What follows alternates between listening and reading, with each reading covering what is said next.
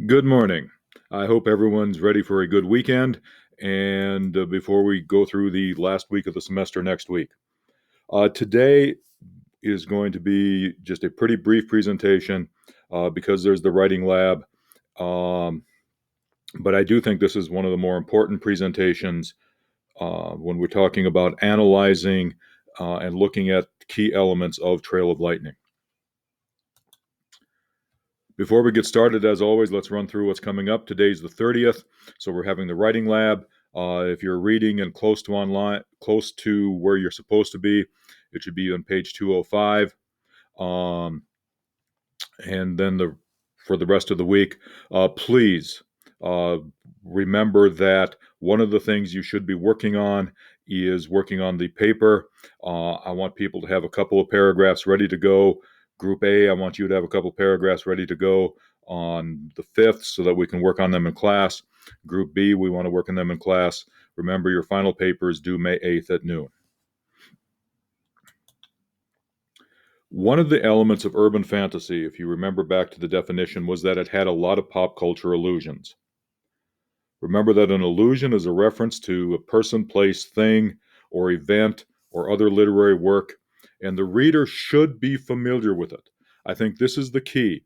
The expectation about any allusion is that readers know what you're talking about. And because readers know what you're talking about, a lot of meaning can be just put in with the allusion. I'm going to read the last two sentences out loud here. However, allusions are only effective to the extent they are recognized and understood by the reader, and that they are properly inferred and interpreted by the reader. If an allusion is obscure or misunderstood, it can lose effectiveness by confusing the reader. So, allusions should be easy to recognize, they should be easy to understand, they should not be obscure, they should not be things that no one knows. So let's run through some of the pop culture allusions that are hidden in Trail of Lightning or placed in Trail of Lightning. The first one is very, very obvious. It's on page 113, and this is Coyote speaking, and he says, "Who? I do not know a Hercules. Did he kill monsters?" Living in the United States of America, it's kind of tough not to know Hercules, right? There was the Disney movie. There was a movie starring The Rock, I believe, as Hercules. There are all sorts of, pop culture allusions, and the idea of a mythical strongman killing monsters. The term Hercules carries all of this. So comparing Nez-Khani to Hercules, comparing a monster killer from Greek myth to the monster slayer from the Navajo tradition makes perfect sense. But it does, I think, carry an important message here. And that message is that sometimes the references don't cross over. For example, if you mention Nez-Khani to most of your classmates, they won't know who you're talking about. Whereas if you mention Hercules, they will. And so the idea that the European tradition and the Navajo tradition are two different things, I think is an important message with this little one-liner about, Coyote not knowing Hercules. Casablanca. You can see that there's 3-page references to Casablanca, which is a movie from the 1940s. It's one of the most famous movies, I think, of all time. And it's set in Casablanca is set in Morocco during the time when the Nazis were controlling Europe, and this was one of the places where the Free French were still able to hold, forth a little bit. So it was Rick's Cafe American, Grace's All American. Rick was Grace's husband. Rick was the owner of Casablanca. You can see that from the pictures. It's a place when the Navajo cops aren't welcome. The Nazis weren't welcome in Rick's Cafe. When they did come into Rick's Cafe, there was a famous scene where they start singing the German national anthem, and a woman stands up and starts singing the French national anthem. Rick gives a little signature to the band, and they start playing the French national anthem and drown out the Nazis. Dante.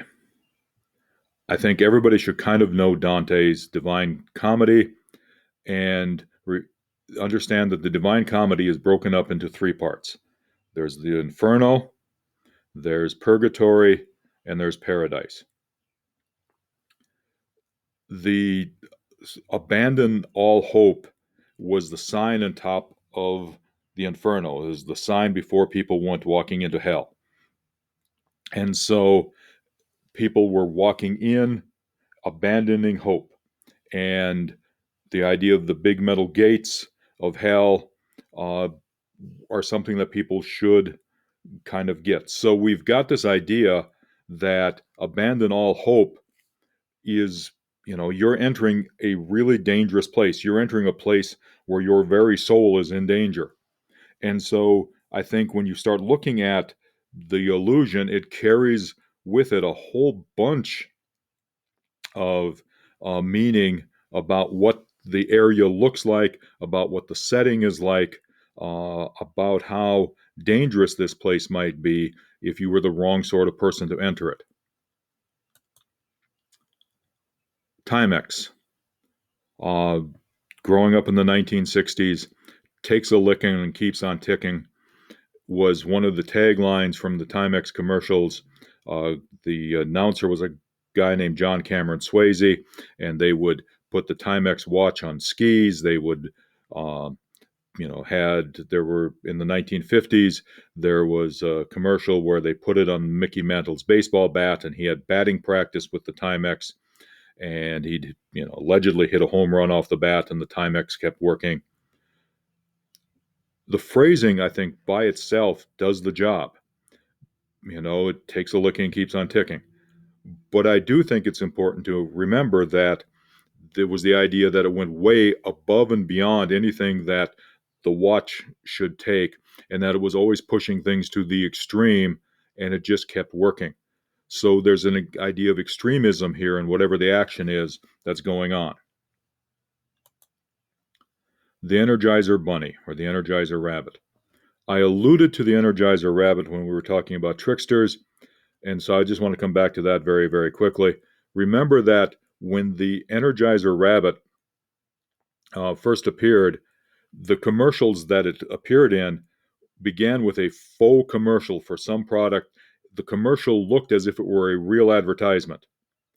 And then the Energizer Bunny would come in and disrupt everything.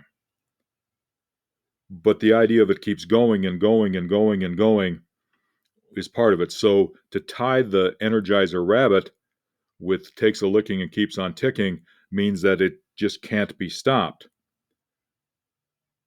But you add to it the idea that it is linked to the rabbit, that it's linked to the trickster, and now you have double layers of meaning.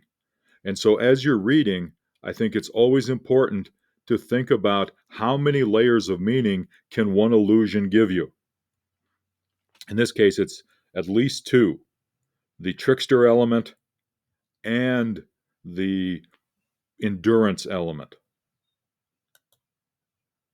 We've talked about Howdy Doody in Ordinary Grace, and now we have the line in a Rambo meets Howdy Doody kind of way. As I look at these two pictures, there's no way that they should match, although I will admit that there's a certain amount of humor in the idea of seeing Howdy Doody's face on Rambo's body, all the freckles and everything else. It seems to me that it would be kind of funny. But the fact of the matter is, we see that with Rambo and Howdy Doody, we've got the idea of innocence and we've got the idea of violence. We also have the idea of an incongruity. The two things should not go together, and yet they're kind of working together in some weird, bizarre way. But again, the expectation is that everybody knows Howdy Doody. It's not just William Kent Kruger in Ordinary Grace. Rebecca Roanhorse expects you to know it, and everybody knows Rambo and Sylvester Stallone.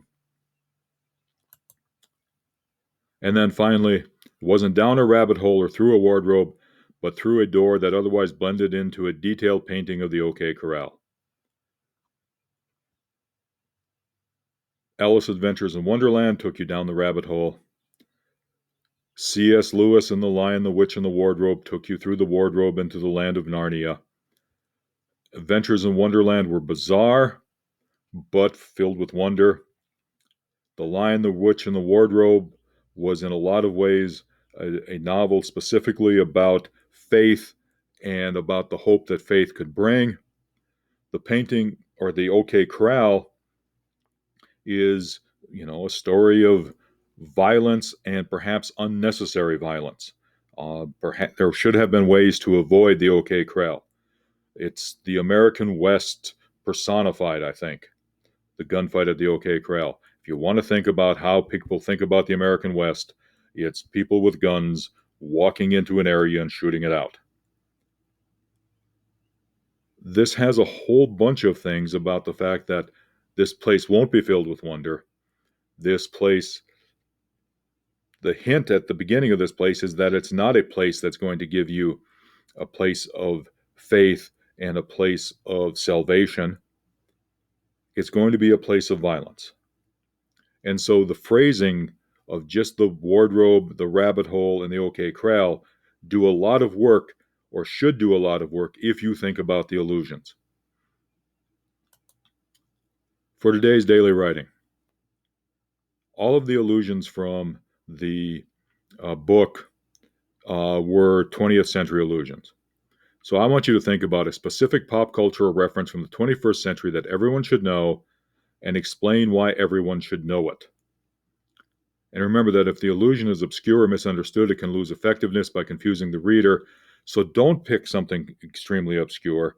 Pick something that you think everyone should know. Howdy Doody was one of the most popular shows of the 1950s. Everybody should know that. Casablanca was one of the most famous movies of the 1940s.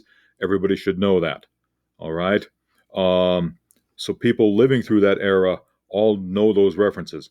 Rambo from the 1980s. Everybody should know that. Alice's Adventures in Wonderland and The Lion, the Witch, and the Wardrobe are books that kids have all read. So think about very specific pop culture things in the 21st century that most people have done, so that most people, if not everyone, should be familiar with. Hope everyone has a good weekend, and we'll see some of you in class on Monday.